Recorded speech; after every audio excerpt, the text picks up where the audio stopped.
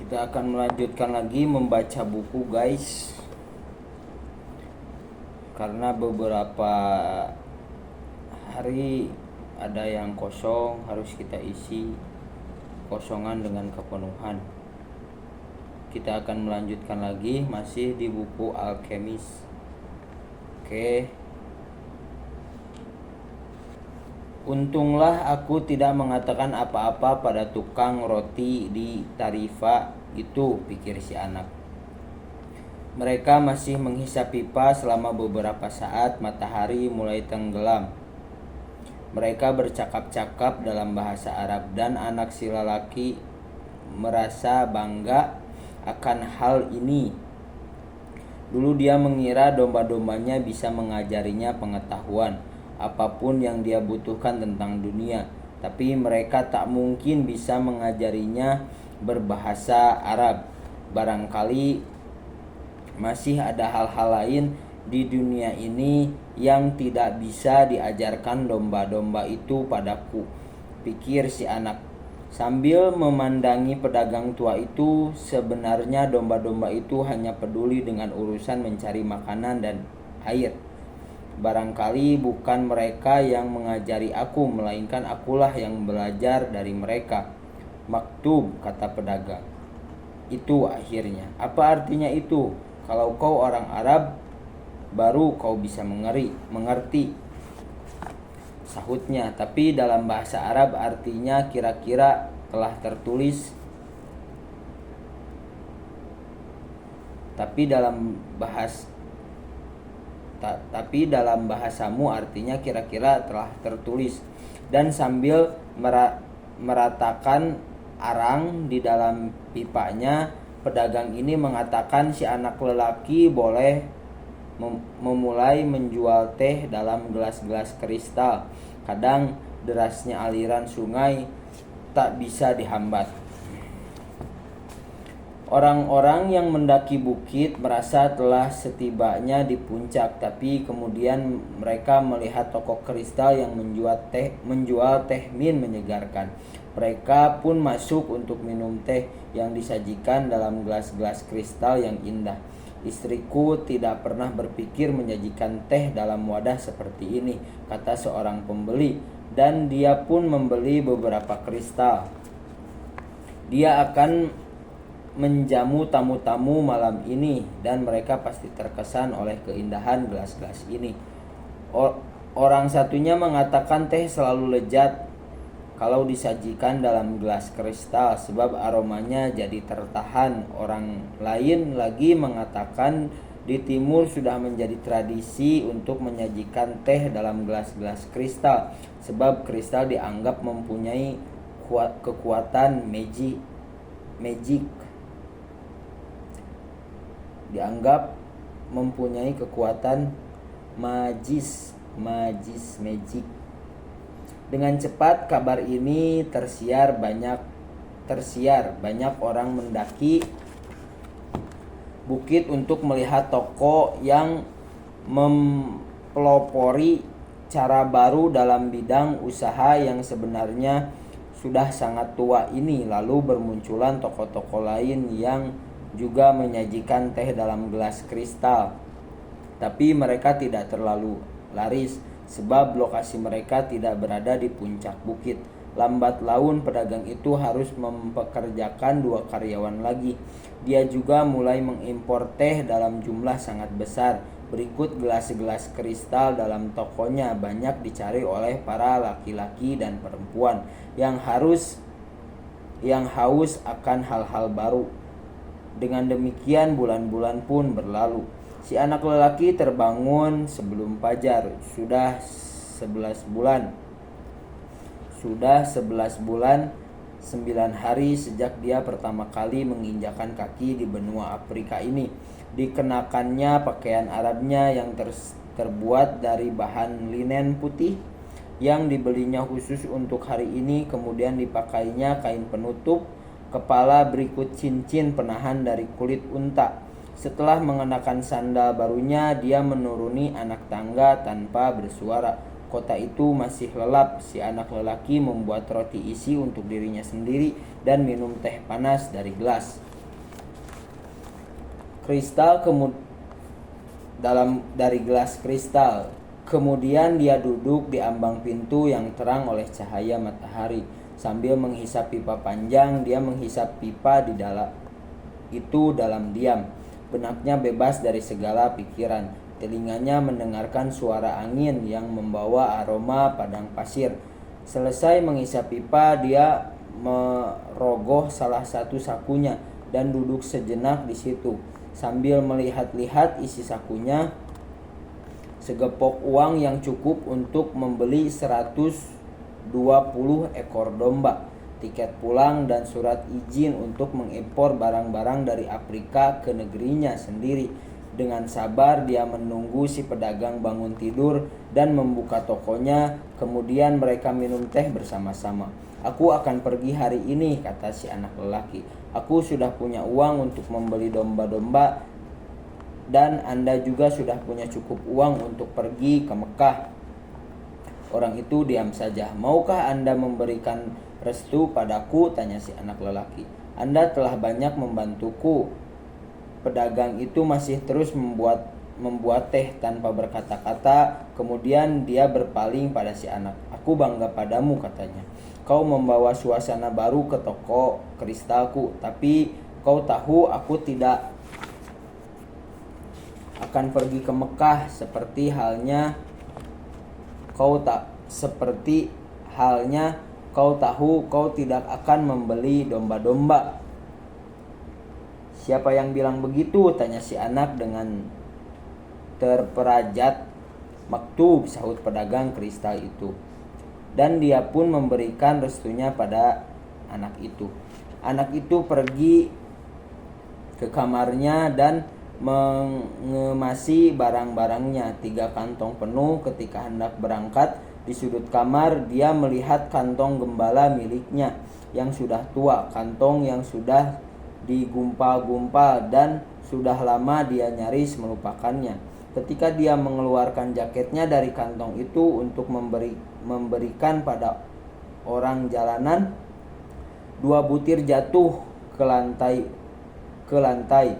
Urim dan Tumim. Si anak jadi teringat raja tua dan terperajat menyadari sudah lama sekali dia tidak ingat akan raja itu. Hampir setahun dia bekerja tanpa henti. Yang ada dalam pikirannya hanyalah mengumpulkan uang supaya bisa pulang ke Spanyol dengan penuh kebanggaan. "Jangan pernah berhenti bermimpi," raja tua itu pernah berkata. "Ikutilah petanda-petanda." Si anak lelaki memungut Urim dan Tumim. Dan sekali lagi muncul perasaan aneh, seolah-olah raja tua itu ada di dekatnya.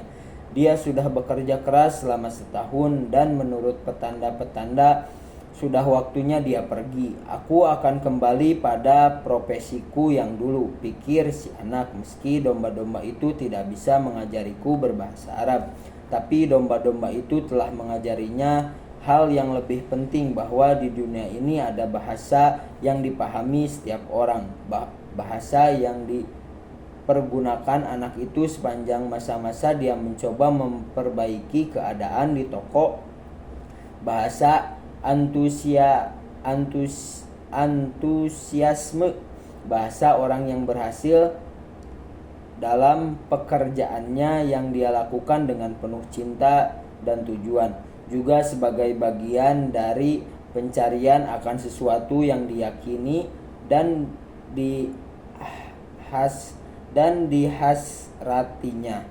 Tangier bukan lagi kota asing baginya. Dia telah berhasil menaklukkan tempat ini, dan dia juga merasa sanggup menaklukkan dunia. Kalau kau menginginkan sesuatu, seisi jagat raya akan bekerja sama membantumu memperolehnya. Demikian kata raja tua itu. Tapi raja tua itu tidak mengatakan apa-apa tentang kemungkinan dirampok padang pasir tak berujung, atau orang-orang yang mengetahui impian-impian mereka namun tak ingin mewujudkannya. Raja tua itu juga tidak memberitahunya bahwa piramida-piramida itu hanyalah tumpukan batu dan siapapun bisa membuatnya. Dia di pekarangan belakangnya sendiri. Dia juga lupa menyebutkan bahwa kalau kau punya cukup uang untuk membeli domba-domba lebih banyak daripada yang kumiliki sebelumnya, sebaiknya engkau membelinya.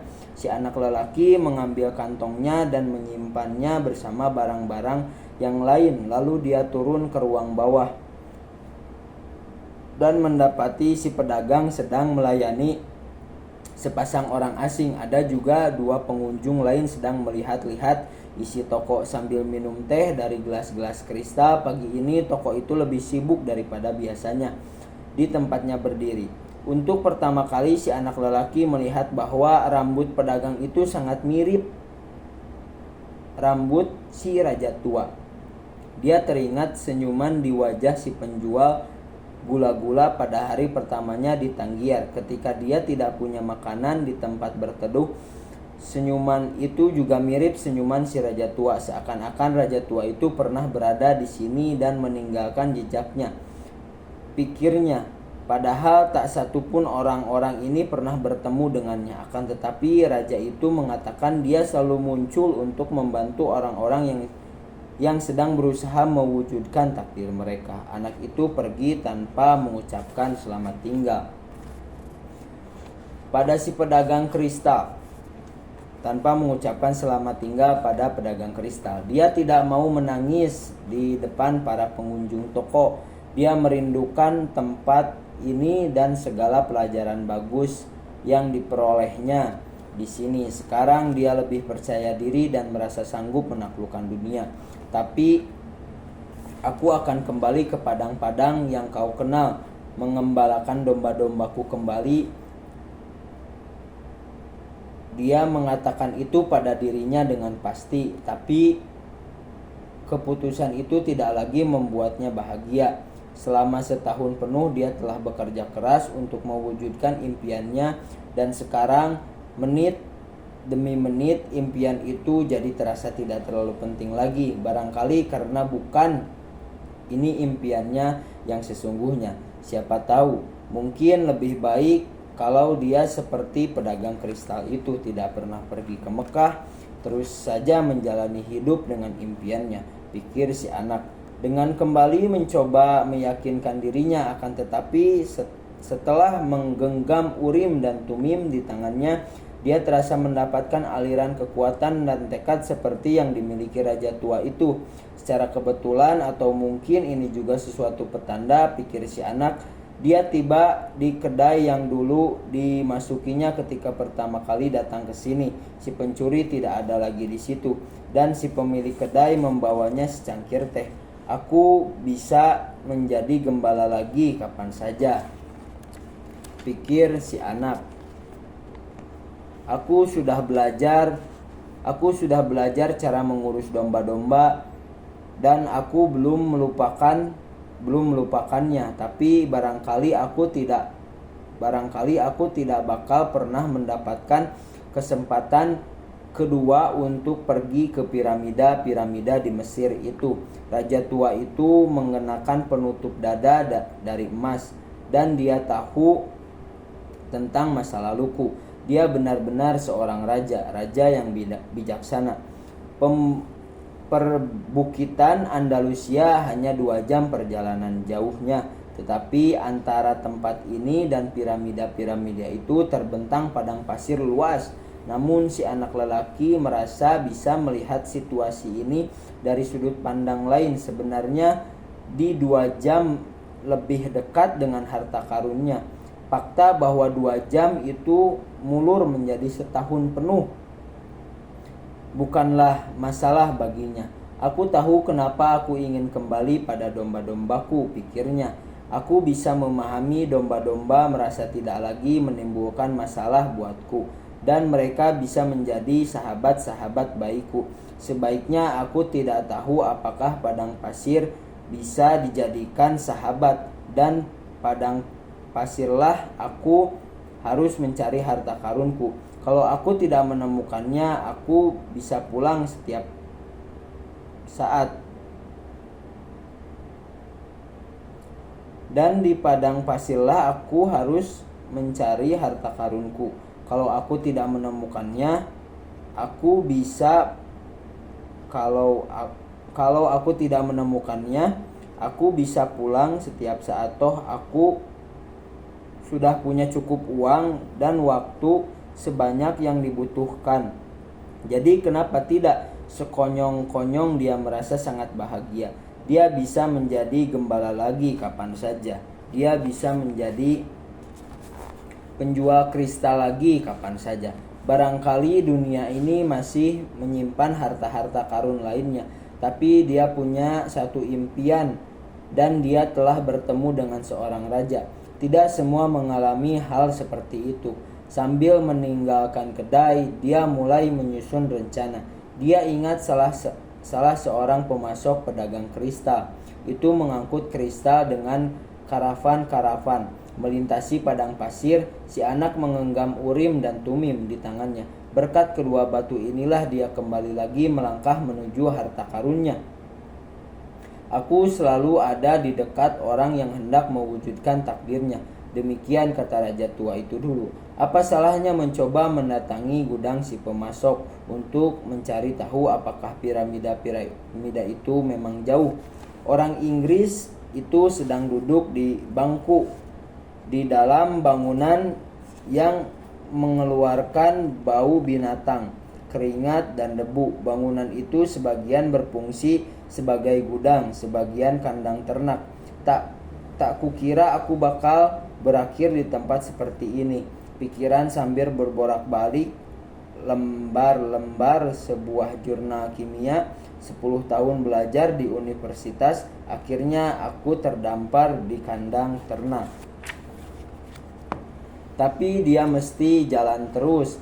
Dia percaya pada petanda-petanda. Seluruh hidupnya, seluruh ilmunya ditunjukkan untuk menemukan satu bahasa sejati jagat raya. Pertama-tama dia mempelajari bahasa Esperanto, lalu agama-agama di dunia, dan sekarang alkimia. Dia sudah bisa berbahasa Esperanto.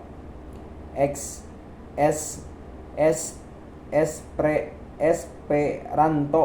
Dia memahami semua agama besar di dunia dengan baik, tapi dia belum berhasil menjadi alkemis. Dia telah mengurai kebenaran-kebenaran di balik pertanyaan-pertanyaan penting, namun pelajaran-pelajaran telah membawanya ke satu titik buntu. Dia telah mencoba menjalin hubungan dengan seorang alkemis, tapi para alkemis ini orang-orang aneh yang hanya memikirkan diri sendiri, dan mereka hampir selalu menolak membantunya.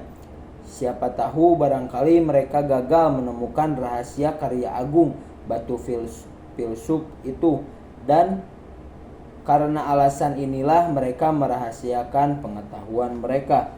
Sebagian besar harta warisan ayahnya sudah dia habiskan dengan sia-sia untuk mencari batu filsuf itu. Dia telah menghabiskan waktu tak terhingga di perpustakaan besar di dunia. Dia juga membeli berjilid-jilid buku paling langka yang paling penting mengenai alkimia. Dalam salah satu buku dia membaca bahwa bertahun-tahun silam seorang alkemis Arab terkenal pernah berkunjung ke Eropa. Konon usianya lebih dari 200 tahun.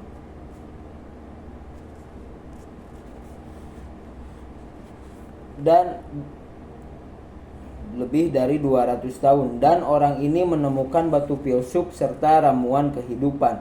Orang Inggris ini sangat terkesan dengan cerita ini. Semula dia menganggap ini sekedar mitos, tapi kemudian seorang temannya yang baru kembali dari ekspedisi arkeologi di padang pasir menceritakan tentang seorang Arab yang memiliki kekuatan-kekuatan luar biasa. Dia tinggal di oasis Al-Fayoum. Kata temannya itu. Kata orang-orang umumnya 200 tahun dan dia bisa mengubah logam apapun menjadi emas. Seorang Inggris sangat bersukacita mendengarnya. Dia membatalkan semua rencana mengumpulkan buku-buku paling penting. Sekarang disinilah dia duduk di gudang bau dan berdebu.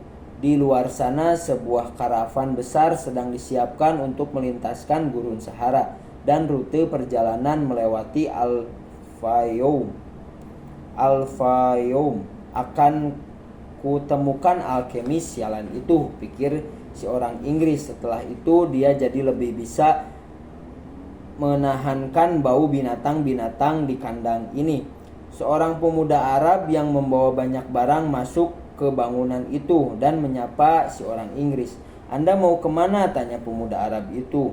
"Aku akan ke padang pasir," sahut orang Inggris itu, lalu meneruskan membaca. Saat ini dia tidak berminat bercakap-cakap. Dia perlu mengingat-ingat segala yang telah dipelajari bertahun-tahun ini, sebab alkemis itu pasti akan mengujinya. Pemuda Arab itu mengeluarkan sebuah buku yang mulai membaca. Buku itu ditulis dalam bahasa Spanyol. "Baguslah," pikir seorang Inggris. Dia lebih lancar bahasa Spanyol daripada bahasa Arab. Dan kalau pemuda ini juga akan pergi ke Al-Fayoum, berarti dia akan punya teman ngobrol kalau sedang tidak ada keperluan lain yang lebih penting. "Aneh sekali," kata si anak sambil mencoba lagi membaca adegan penguburan pada awal buku yang dibaca. "Sudah 2 tahun aku mencoba membaca buku ini dan tidak pernah bisa melewati lembar-lembar pertamanya. Saat ini tidak ada raja tua mengajaknya ngobrol, tapi dia tetap saja sulit berkonsentrasi. Dia masih agak meragukan keputusan yang telah diambilnya. Tapi satu hal yang dia paham, mengambil keputusan barulah permulaan. Saat orang mengambil keputusan, berarti dia menceburkan diri dalam arus deras yang akan membawa ke tempat-tempat tak pernah dibayangkan ketika dia pertama-tama mengambil keputusan tersebut. Ketika aku memutuskan mencari harta karunku, tak pernah kubayangkan aku bakal bekerja di toko kristal," pikirnya, "dan ikut dengan karavan ini memang keputusanku sendiri. Tapi kemana karavan itu menuju masih menjadi misteri buatku. Orang Inggris di dekatnya sedang membaca. Kelihatannya dia tidak ramah, dan sepertinya dia kesal ketika anak lelaki masuk ke situ. Mungkin sebenarnya mereka bisa menjadi teman, tapi orang Inggris itu tidak mau diajak bercakap-cakap." Si anak lelaki menutup bukunya. Dia tak ingin melakukan sesuatu yang membuatnya kelihatan seperti orang Inggris itu. Maka dikeluarkan Urim dan Tumim dari sakunya. Dimain-mainkannya. Orang Inggris itu berseru, "Urim, Tumim!" Secepatnya kilat si anak itu memasukkannya kembali kedua batu itu ke sakunya. "Batu-batu itu tidak dijual," katanya. "Nilainya tidak seberapa," sahut si orang Inggris. "Mereka cuma terbuat dari kristal batu karang, dan ada jutaan kristal batu karang di dalam tanah. Tapi orang-orang yang mengira hal-hal demikian pasti tahu kedua batu itu, Urim dan Tumim. Tak kukira mereka juga ada di belahan dunia ini. Batu-batu ini hadiah untukku dari seorang raja," kata si anak. Orang Inggris itu tidak menjawab. Dia merogoh sakunya dan mengeluarkan 2 batu persis sama seperti batu si anak lelaki. "Seorang raja katamu?" tanyanya. "Kurasa kau tidak percaya seorang raja mau berbicara dengan gembala seperti aku," kata si anak. "Ingin mengakhiri percakapan, bukan begitu? Para gembalalah yang mula-mula mengakui raja yang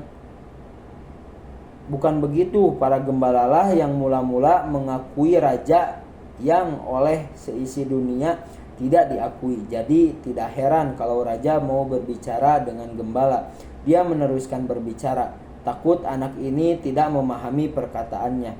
Itu dikisahkan dalam Alkitab. Alkitab jugalah aku tahu tentang Urim dan Tumim. Batu-batu ini satu-satunya alat meramal yang diperolehkan oleh Tuhan pada imam membawanya dalam penutup dada dari emas. Sekonyong-konyongnya si anak lelaki merasa senang berada di gudang ini. "Mungkin ini suatu petanda," kata si orang Inggris dengan suara agak kesar. "Siapa yang memberitahumu tentang petanda?" Si anak semakin tertarik.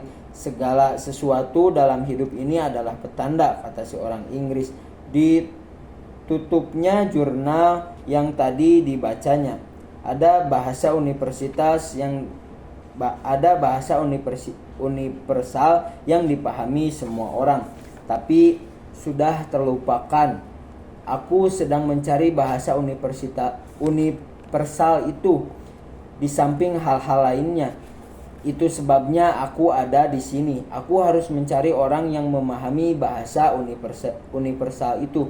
Dia seorang alkemis. Percakapan mereka diinterupsi oleh si pemilik gudang. Kalian berdua beruntung, kata orang Arab gemuk itu. Hari ini ada karavan yang menuju Al-Fayoum, tapi aku hendak ke Mesir, kata si anak. Al-Fayoum juga ada di Mesir, sahut orang Arab itu.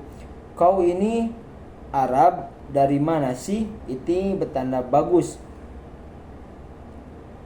kata si orang Inggris. Setelah orang Arab gemuk itu keluar, kalau bisa aku ingin menulis ensiklopedia super lengkap khusus tentang kata keberuntungan dan kebetulan. Dari kedua kata itulah bahasa universal ditulis.